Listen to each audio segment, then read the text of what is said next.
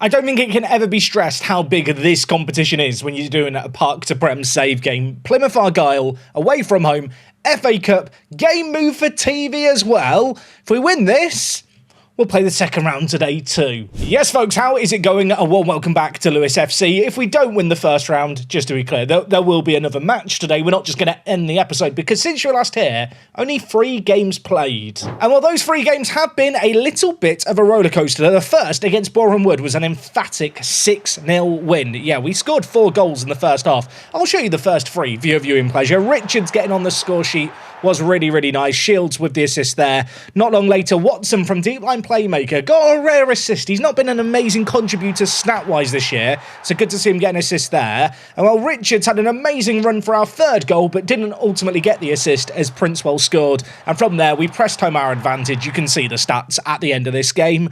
We absolutely killed them. After that, an absolutely massive game in the context of our season. Torquay, one of our early rivals towards the top, away from home in the league, 2 minutes in.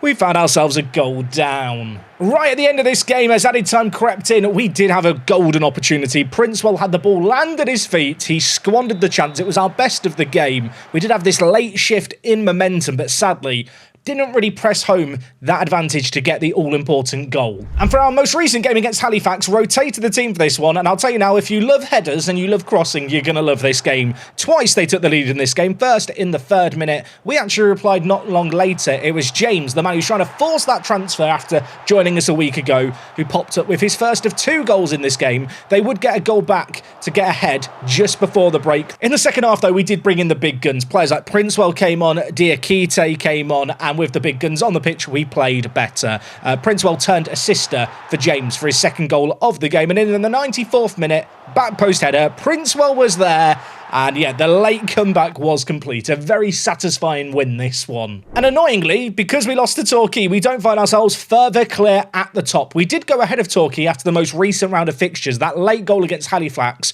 all important in putting us ahead of them, albeit on goal difference. Yeovil are also flying high right now, and Wealdstone, they're up in 5th. Now, there has been a little bit of change going on at the club lately. I have just basically been upgrading all the different staff members here. We've got Catherine Chambers with her outstanding physiotherapy, which I feel like is very useful, although, to be honest, we don't really get that many injuries. I feel like in Football Manager, it's always been a thing that if your team is part-time, because they train less, they just get hurt less. In terms of the recruiting team, we have upgraded our scouts as well. Tony McCool is leading the way. Had a weird bug, though. All my scouts I could only sign on £0 a week, like on non-contracts. So yeah, he could be poached at any time. Let's hope he's a cool dude and he stays around here. And over on the coaching side of things, we have added in some significant upgrades. Jake Wigley has joined us. I'll be honest, the whole wording convention for judging staff, I feel like makes it infinitely more difficult for me to show you a staff member and you be able to tell if they're actually any good. What you need to know is for a team at our level, he is a big old upgrade. And I have also got a new assistant manager. I wish I could remember who my other assistant manager was. I've erased them from my memory. Chris O'Grady is my new best friend. 42 years old. This man,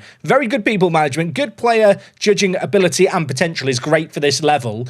I think we could have a long friendship. I have a feeling he might even start in the database as a player. He had a brief spell at AFC Dunstable, didn't really work out. We've now signed him as our assistant. That's a little bit of housekeeping we've been doing off the pitch. In terms of the players on the pitch, it's been an interesting season so far for us because I feel like we're very overly reliant on one player. Princewell has 15 goals.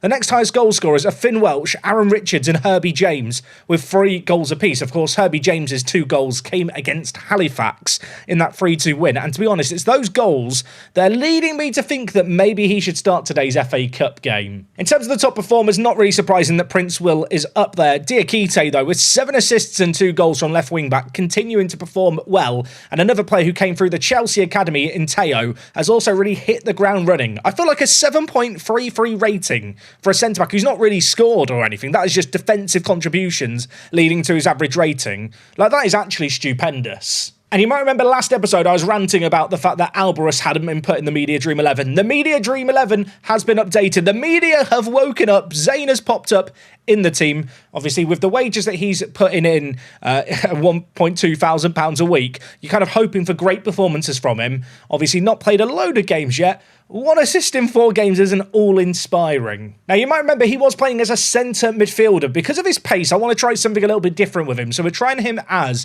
a channel midfielder. Now, he's not got the crossing or, well, the wide ability, I suppose, in terms of the off-the-ball movement. But I feel like his acceleration, his pace, his good work rate, that's going to lead to him getting up and down the pitch. And he can get back into position quickly when he does wander out of position a little bit. And there is another minor tactical change that I have made. And the decision that I've made is basically to drop the 2 wide attacking midfielders into a wide midfielder position when we don't have the ball. So previously it was just the wing-backs that dropped deeper, but I did feel like sometimes the wing-backs got a little bit kind of ganged up on. We kind of saw it with all the crossing in the game against Halifax. So I feel like as a bit of a trial, we're going to try just both the wide players, just dropping that 1 step deeper, just playing as wide midfielders. They were on winger before, hoping that might just help out our defenders a little bit. Anyway, as already mentioned, we've got an FA Cup fixture against Plymouth Argyle. It is on TV. We're getting £50,000 just for playing this game. Plymouth doing well right now. They are second in League One. It's going to be a challenge, but before we worry about the game, let's worry about the away day and head to Home Park. I'll be honest, today's away day might be better served by just hopping on a speedboat, because we are heading down the south coast of England to a corner of the world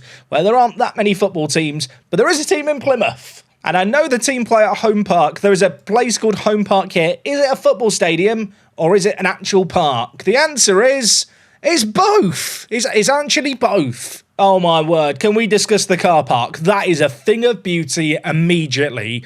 I'll be honest, the kind of stadium design reminds me of when I managed in Japan, and you have a lot of stadiums that are kind of based in these big field areas. It's very, very cute. I know this is probably for training purposes, but the fact there's just half a football pitch here did have me confused for a moment. I mean, if you're defending this end of the pitch, it's a little bit unfair, isn't it, on the other team? They've got some 3G pitches next door. Oh, there is park tennis. I don't really like tennis. I don't know why I've said it like that's a selling point to me, but some people like tennis. And there's also Plymouth Winter Wonderland, which I assume is on at the moment. I highly doubt it's on Street View. I want it to be here. I want it to just exist. I mean, if that's Winter Wonderland, I hope you don't have to pay to enter it. First and foremost, credit to the car park. They're making the most of the space. You could say they're working the space. A little bit of greenery. And here is the stadium in all its glory. And does anyone else suddenly want a Ginster's pie, or is it just me? There's something just cozy, isn't there, about the entrance to this stadium? You could say it feels like home. Okay, let's move on. This is the back entrance to one of the stands. Does anyone else feel like a bloke's about to jump out the trees and stab you if you go up these stairs? I'm taking the middle stairs for safety. Now, there is 1 dot at the centre circle. Is it going to do this away day a favour? Oh, my word, it might do. It might be some of the prettiest drone footage ever.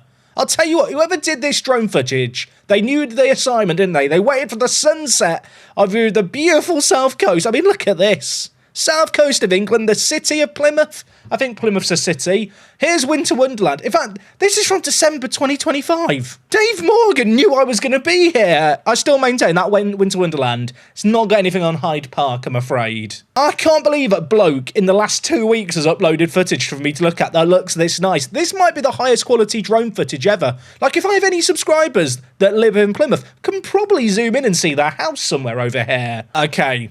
There is one issue with drone footage, isn't there? And we have discovered it.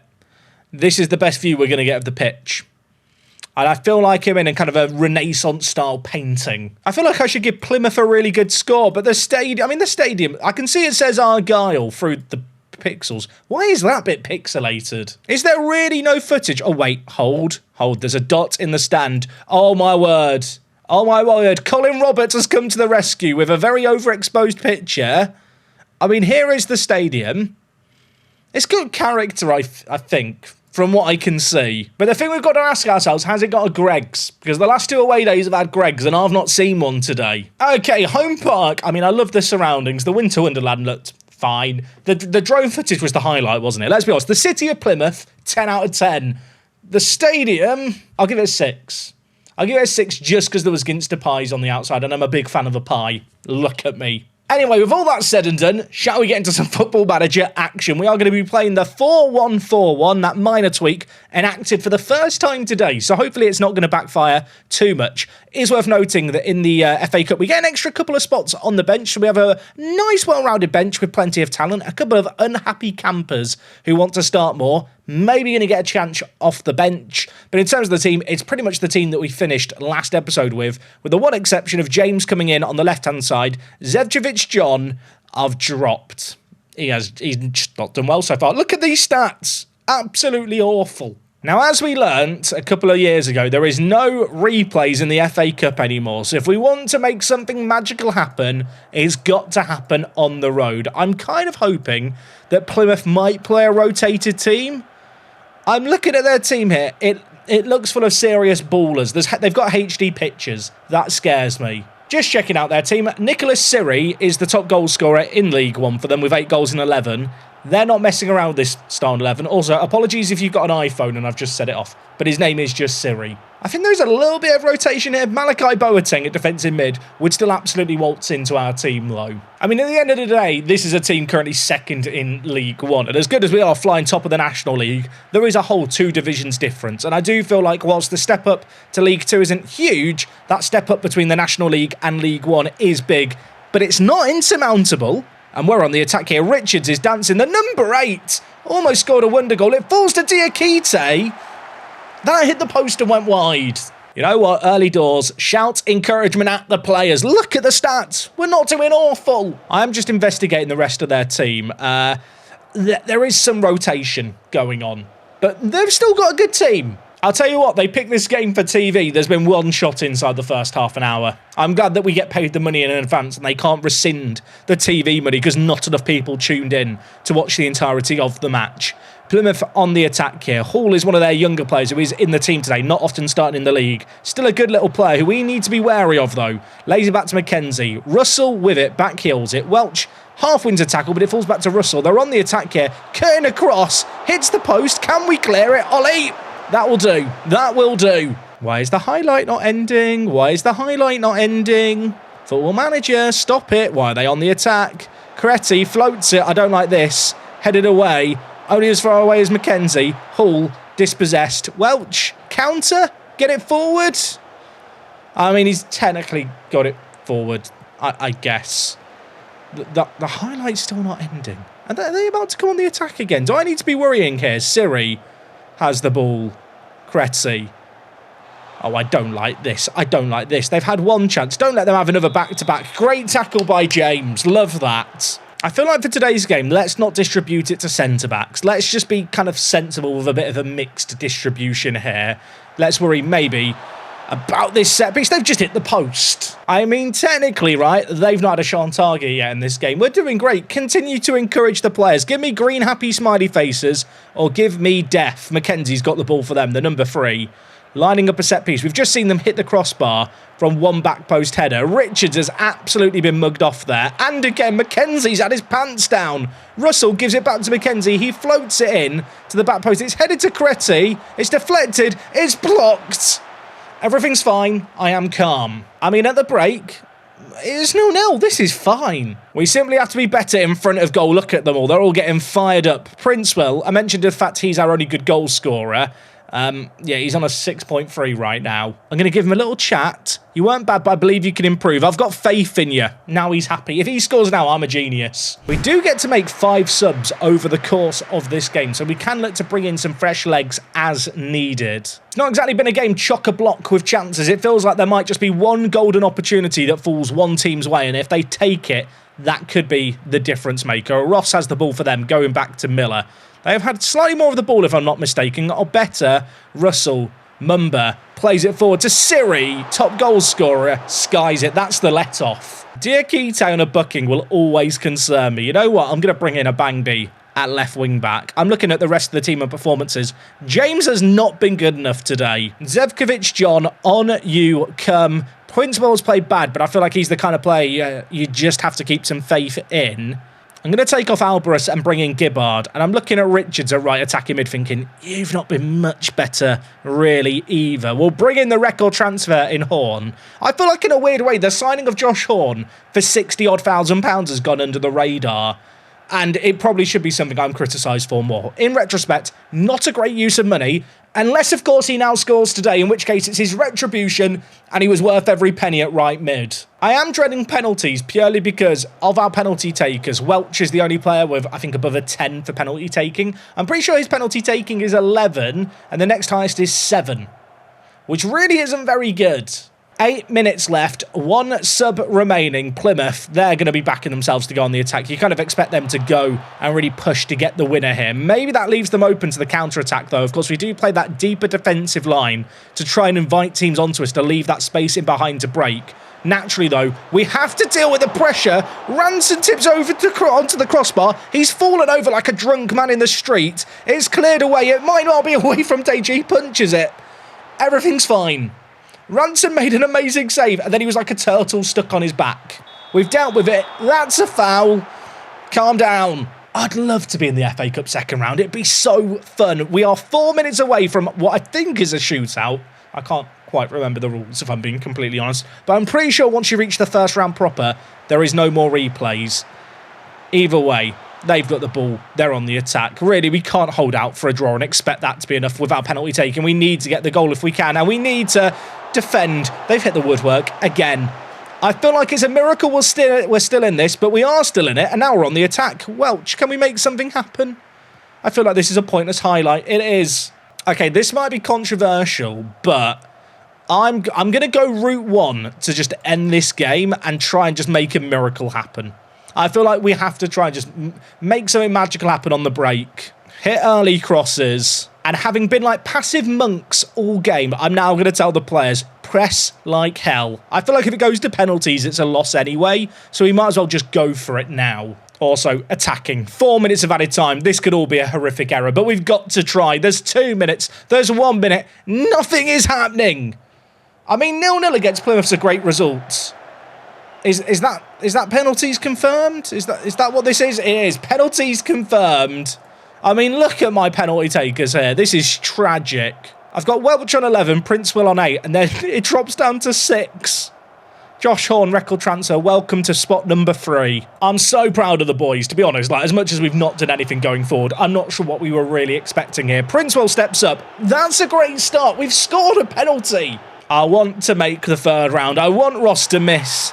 He doesn't miss. Welch is our best penalty taker on paper. He's missed a lot, I feel like. I've actually taken him off them in favour of Princewell because of his record. He has scored this one when it matters, though. I feel like our goalie Ranson, right, formerly of Arsenal, he's not had his moment of magic yet as a goalie. A game where you go, you're the match winner. This could be his time. He makes the save. We're ahead. I've just realised who's up next. Horn. I spent £60,000 on you. The number 7 steps up, shoots, scores. All the penalties are going in the same corner, I feel like. The pressure is on Plymouth. The pressure is on the Pilgrims. Are they up to the task? Ranson, can he make another save? He goes the right way. He doesn't get a touch, though. If we score this next penalty, they have to score their next 2. This would heap the pressure onto them. Watson is going to step up for us. The youngster, my deep line playmaker, product of our academy. It's in the back of the net, and all the pressure is on them. I'm looking at big boy Ranson in goal to be the hero here. It's Ibrahim to step up and miss, and we are through. He steps up, he shoots, he scores. It's not done yet. I'm genuinely so nervous. Like with penalty shootouts in FM26, I don't know if you guys have realised that there's lots of dead time between the penalties. It makes you more nervous. Ollie Shield, be my shield, go on the attack, doff the sword, he misses. He could have slayed the dragon. Instead, he might have opened the door and let them into the castle. Let's remain calm. Russell still has to score. He still has to score. Everything's fine. Everything's fine. Ranson's going to save us. He doesn't need to save us. It's an awful penalty. We're through. Oh, my word. The players are running to the corner like sheep being herded. And we're just staring at the ball. Wow, oh wow, oh wow. What an upset on the South Coast. We are through to the next round of the FA Cup. Dave wants to speak to me. I didn't speak to him pre-game. Look, there's a magical moment. I'll just agree with everything he says. Dave's clearly a wise individual. Lewis received £46,000. I think we also received some money just in TV money. I think the TV money was £50,000 for that game. I know I've said it a lot during the save game, and I hate to be a broken record. This, like, pop-up, right, for the overall balance stuff is one of the saddest screens in the game. This just needs to be its own screen. We previously were on £275,000. That match between ticket revenue, prize money, TV money, £200,000. And of course, we are not done there yet because we're going to do the second round today. I'm going to go forward. I'm going to have to play some league games. They're just a distraction now. I hope we kind of get an easier draw because I'd quite like to take on a Premier League team in the third round. Let me dream. Well, I did wonder what would happen with our team if Princewell got injured. We've kind of found that out over the last month. He has been out for a long old time, still not fully fit. In fact, he's not fit for the FA Cup game today. After the Plymouth game, we kicked things off with a game against Wildston. I thought they'd taken the lead in this game. They scored, the linesman saved us, and from there we actually grabbed 2 goals, kind of against the run of play in the second half. The first came through Welch, a lovely little solo goal before Diakite popped up with a back post header late on to secure the win. Yet not the best performance in the world in this one. But from there, we did start to get a little bit of momentum. A 3-2 win on the road against Northampton was nice, and a really good performance to go with it. We beat Woking 2-0, which was good. We did draw against Altrincham, not the best result in the world. But when you look at the stats of this game, quite how we drew it 1-1. If I speak, I'm just going to get angry about it. One awful game. And whilst we did manage to beat Aldershot 2-0 in the very next game against Chester, a 1-0 defeat, a late goal via a set piece. And yeah, this is obviously a pre-run of today's cup game. Really not a good result here. From there, against another team towards the top of the National League table, we could only draw on the road against Yeovil. A good performance, maybe the result wasn't quite what we were looking for, but plenty of positives. Zevkovic John popping up with a goal was good to see. I mean, when we look at this man's form, he has been nothing short of tragic. So a rare crumb of comfort in this game. But that crumb was very much short-lived because in the very next game against Chorley, having not won into, I thought, winnable game, rotate the team a little bit, FA Cup on the horizon. We need to be sensible. They would score in this game, and it was another cross that we didn't deal with. A great finish, to be fair. And it was a second defeat in 3 games. So to answer the question, what would happen if Princewell got injured? Well, we would start to really struggle for goals. In fact, over the last 5 games, we've only scored, 5 goals? Which by our own standards is nothing short of woeful. And of course, this downturn in league form really hasn't come at the best of times. Torquay are only 1 point behind us with a game in hand. Yeovil, who we drew against, have actually leapt ahead of us. And of course, Chester, who we also lost to, are sat in 4th. Yeah, that top spot is no longer secure, and I'm a little bit worried. There's been 2 players who I've really been trialling in the striking area. Shane Byrne has played a hell of a lot, although he actually missed a little bit of football because he went on international duty with the Republic of Ireland under-21s team. And to be fair, even when I did play him, he only scored 1 goal. And the other man who I'd ideally bring on in this kind of situation has been absent multiple times. In fact, he's absent for today's game. Mikey King is out on the town. Yeah, look, he has not been happy with the fact he's not been getting the first team football he thought he deserved. But when you look at his 2-star current ability, you start to realise the hometown hero just isn't quite at that level that the rest of our squad is at. I've been trying to give him minutes. 6 starts, 5 sub-appearances. It's not like he's not been playing at all.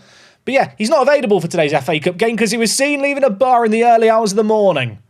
And that is really annoying because I would have had him in the team today. Anyway, in this FA Cup game, we are going to be taking on Chester. They are 4th in the National League. I've not really talked about this. This is a very favourable draw in terms of our aspirations of making the third round. Admittedly, though, on the road, it's not going to be the easiest of games. Now, in terms of the team, it's a bit of a difficult situation, obviously, when it comes to the striking area, because the rest of the team, I think, is fairly settled at this point, but Princewell's injury has definitely left a massive chasm in the team. In terms of who we're going to bring in, I think it's got to be Byrne. Obviously, Mikey King is out. Also, it does mean with the extra sub spot as well, Omer Costley is going to be an option on off the bench potentially. This guy is a very, very good striker, very good pacey player, could be lethal on off the bench. I don't know what I'm more disappointed about, the fact that Princewell has missed a month of football and it's really cost us, or the fact that Mikey King has just decided to drink beer until the early hours of the morning. He's missing the FA Cup second round. He's one of those players who I want to keep hold of. I want to make him a core part of the save game, and I want to keep him in the first team if I can.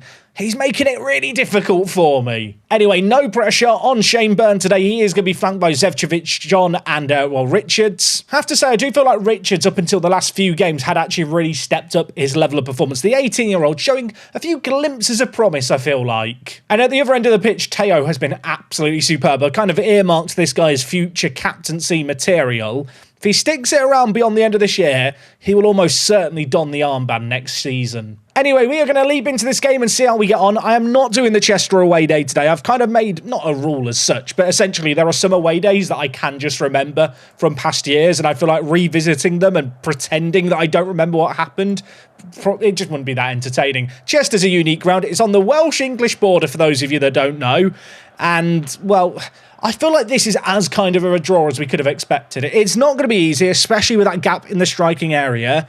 Let's try and keep the magic of the cup alive. Of course, we did lose to them 1-0 in a recent league game. It was a really late goal that was just such a disappointing way to fall short. I feel like on our day, we have the quality to dispatch them. I'm just going to hope that we can find the goals from somewhere. And, well, an early goal would be nice. Zevcevic John cutting inside, lays it to Byrne. Shaney Byrne, take a bow. He has arrived. He's offside. He's offside. He's arrived. He's missed the bus, is what's happened there. The bus has pulled up. He's arrived at the bus stop. It's already left.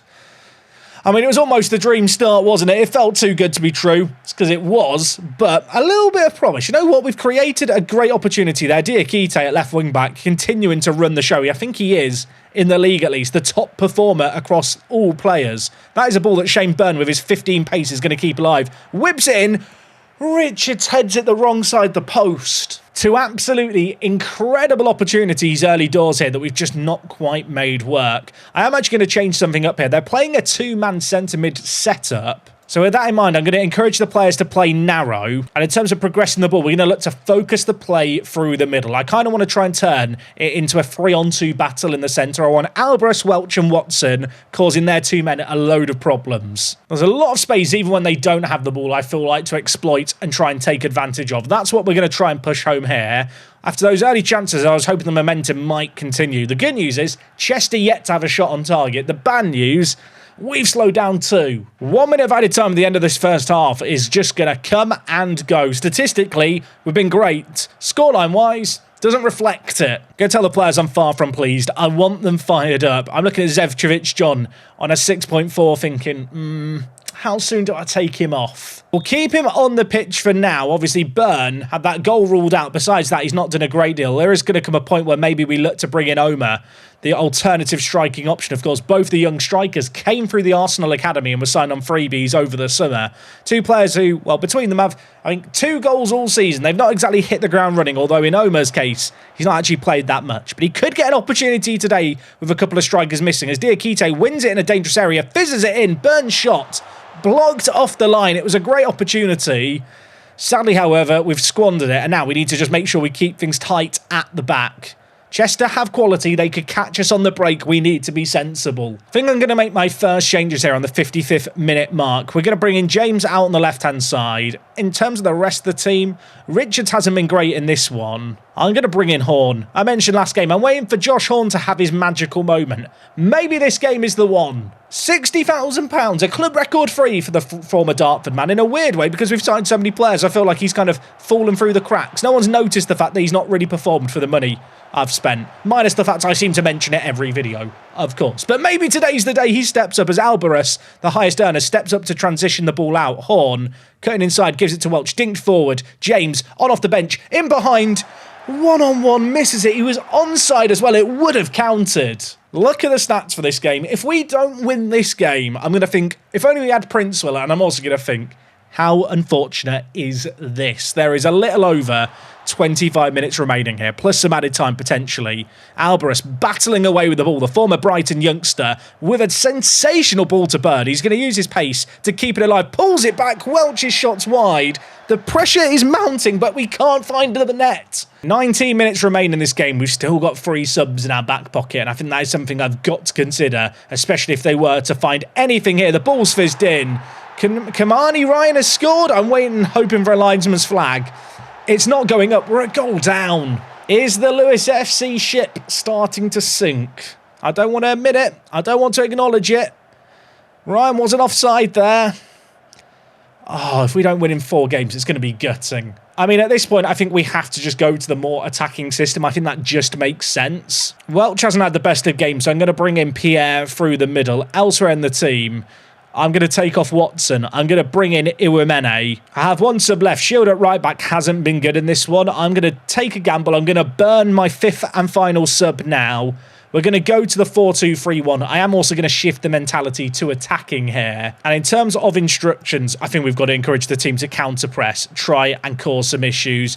Press higher, step up more, just try and force a turnover. I feel like this match right now is the perfect microcosm for what I've seen over the last 3 matches. We are in a dangerous position where we're almost too reliant on a single striker. Without him, we look lost. We need to find heroes. We need goal scorers. We need them to show up now. Tayo, Pierre, it's 1-1. It's an immediate response, and now the dilemma is, do I keep with the changes I've made? I feel like up until the point where we scored this, well, where we conceded the goal, we were actually massively on top in this game. I'm a little bit scared of penalties for a second game in a row. In my mind, I think we have the quality. We've brought on a load of attackers. It's not an easy thing suddenly to try and shut up shop. I'm going to stay on the front foot. I know we're away from home. It's a gamble. We've got to take it. We scored 2 minutes ago. There's immediately a highlight, and that scares me because it could mean that I'm a genius to stay on the front foot. It could mean I'm naive and silly. I'm going to hope it's the former. JJ lays it to Teo. Already one sensational assist for the centre-back. He dinks it to Diakite. He's going to dink in. Pierre's in behind, and he was onside, and he's missed a sitter. He had one goal that was easier to score than that one. I didn't think he could get an even, well, comparably easy chance. He had another one-on-one. He's missed it. We have an XG of 3.38. We've created so much in this game. And with 8 minutes left, maybe there is still time to find the breakthrough. We're playing on the front foot. We are going to leave ourselves a little exposed at the back. But without penalty takers, I just think it's a risk worth taking. Alvarez kicks that ball into no man's land. Teo steps up and gets the ball. Gives it to James. Pierre. Burn. Is he on? He was on. He's missed another chance. How many would Prince will have scored today? Look at the stats. Look at the stats. I'm fuming. I feel like we've made the right decision to stay on the front foot here. We're causing Chester a load of issues. Every highlight seems to start with their goalie in possession, which can only really be a good thing, as Mackie has the ball for them. They do beat our initial press, which is maybe a little bit scary. Ajala with the ball. They've got players streaming into the box. Ajala skips past his man, squares it. Chris Mackie scores, and we're gonna go out the FA Cup like this. We're going to go out the FA Cup like this. I mean, I'm absolutely fuming. I knew we were leaving ourselves open to the counter-attack. It's a risk I was willing to take. It's a risk I felt was worth taking just because of our penalty-taking situation. I mean, we need a miracle. I've done a shout of demand more, and there is a kick-off highlight. Is this game not done yet? Don't tempt me, Football Manager. I mean, to be honest, based on how this game has gone, you would not bet against us at least having one more opportunity in this game. Can it fall to the right man? Can we take it if it falls our way? Diakite tries to get on the ball. It's kicked out into touch. 89 minutes on the clock. Please tell me the highlight's not... The highlight has just ended there. The game wanted to give me hope for nothing. It's the 92nd minute of this game. It's 2-1 Chester. They're time wasting on the halfway line. I am fuming. I don't know how we've not won this game. We've beaten Plymouth Argyle of League One.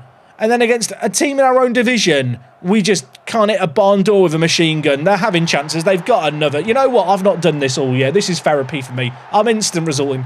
Get me out of the game. Just get me. I don't even want to think about that game anymore. Get me out of here. Look at the stats for this game and tell me, how have we lost 3-1? I started off this episode by kind of discussing an over-reliance on Princeville. I feel like that fear was kind of founded, as we found out today. I'm already thinking, what's on my shopping list for Christmas and the January transfer window? Although, actually, I could make a signing now. We don't really have the same strict transfer windows. I mean, I've got £2,000 to spend. If I could find, right, an amazing striker who can be the backup to Princeville, but also play on the left-hand side, that would probably be, like, the top of my list of things I want from Santa this December in-game. I mean, silver lining, we did make a couple of £100,000 off the back of an FA Cup run, and now we can try and shift our focus to the league. There's lots of key players that need rests and have a high risk of injury, and our next game is only a week away.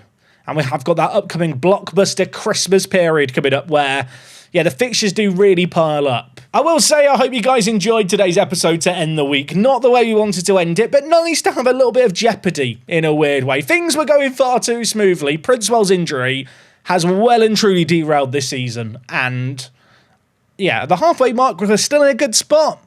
I'd be lying if I was to say I was overly happy with how the last 4 games have gone. I mean, look at this. This is unprecedented. I've got to turn it around. Whether or not we can turn it around and whether or not we can find an adequate player to bring in to bolster the attack, come back on Monday to find out. Appreciate you guys watching. Have a lovely weekend. And until next time, it's me, Jack.